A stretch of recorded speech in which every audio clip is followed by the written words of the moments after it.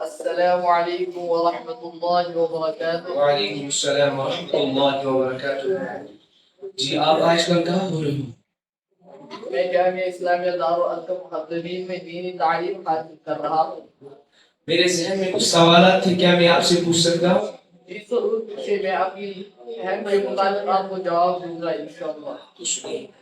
میری سمجھ کے مطابق دین بہت سارا ہے، قرآن ہے، حدیث ہے، ہمیں بس انہی پر عمل کرنا چاہیے، پھر یہ فقہ، مذہب اور تقلید کیوں؟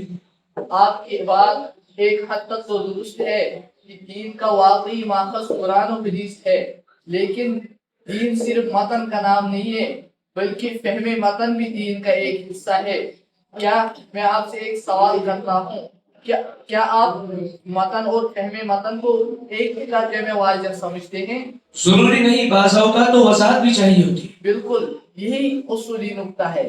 جی میں آپ کو سمجھاتا ہوں کہ قرآن پاک میں نماز کا حکم ہے، مگر رکعتوں کی تفصیل کہاں ہے، واجبات اور مفسدات کا بیان کہاں ہے، یہ سب حدیث پاک میں ہے۔ اور حدیث پاک کی تفصیلات کو منظم طور پر سمجھنے کا کام کس نے کیا؟ یہی کام فقہاء کرام نے کیا۔ قرآن پاک ایک اصولی تعلیم دیتا ہے کہ فَاسْأَلُوا أَهْلَ الذِّكْرِ إِن كُنتُمْ لَا تَعْلَمُونَ، تم پوچھو اہل ذکر سے، تم پوچھو جاننے والوں سے، اگر تم نہیں جانتے، تو کن سے پوچھو؟ جاننے والوں سے پوچھو۔ یہ صرف ایک اجازت نہیں ہے بلکہ یہ ایک ہدایت ہے۔ اس آیت سے یہ بھی منطقی استدلال ہوتا ہے کہ معاشرے میں علمی تقسیم ہوگی، ہر انسان ہر علم کا ماہر نہیں ہوگا۔ معاشرے میں علمی تقسیم ہوگی، ہر انسان ہر علم کا ماہر نہیں ہوگا، تو پھر ہر انسان ہر علم کا ماہر نہیں ہوگا۔ تو پھر آپ کے نزدیک عامی کا کیا کام؟ ہر انسان ہر علم کا ماہر نہیں ہوگا۔ آپ معاشرے میں علمی تقسیم کو 3 درجوں پر تقسیم کریں: مجتہد، مفتی اور عامی۔ مجتہد اپنے فہم اور اپنے علم سے اصول نکالتا ہے اور انہی کے مطابق مسائل کا استخراج اور استنباط کرتا ہے۔ مفتی مجتہد کے اصول کے تحت فتویٰ دیتا ہے، اور عامی نہ اصول جانتا ہے اور نہ مسائل مستنبط کر سکتا ہے۔ تو آپ کے نزدیک عامی کا کیا کام ہے؟ فقہاء کا مشہور قول ہے کہ عام انسان کا مذہب وہی ہے جو اس کا مفتی بتائے۔ عام انسان کا مذہب وہی ہے جو اس کا مفتی بتائے۔ میں آپ سے ایک بات کہتا ہوں کہ کیا دنیا کا کوئی بھی شعبہ ایسا ہے جہاں غیر ماہر خود کام کرے؟ طب میں ڈاکٹر، انجینئرنگ میں انجینئر، قانون میں وکیل، تو پھر دین میں اصول کیوں بدل جاتا ہے؟ ہم کہتے ہیں کہ امام کی بات کو لازم نہیں کیا جائے بلکہ حدیث کو براہ راست دیا جائے۔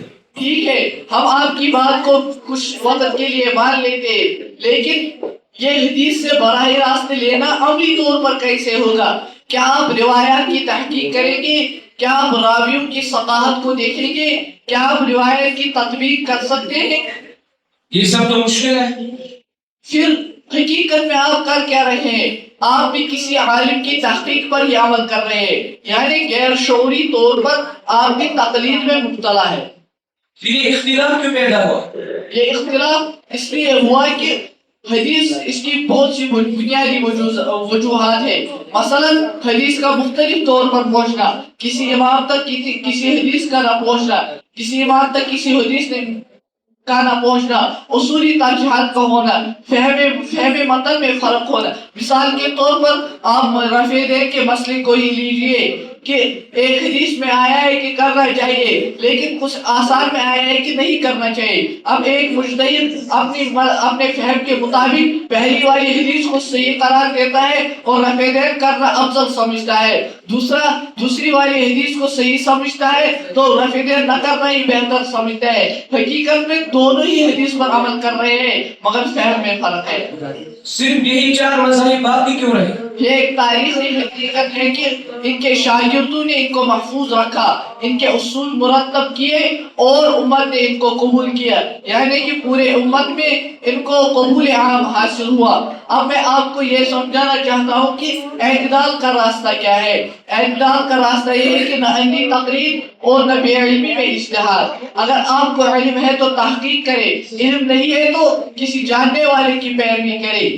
اب مجھے انداز ہو رہا ہے کہ مسئلہ صرف حدیث لینا نہیں بلکہ ایک پورا علمی نظام ہے. بے شک یہ ایک بہت بڑا علمی نظام ہے. اللہ تعالیٰ آپ کو اس میں قامت رکھے.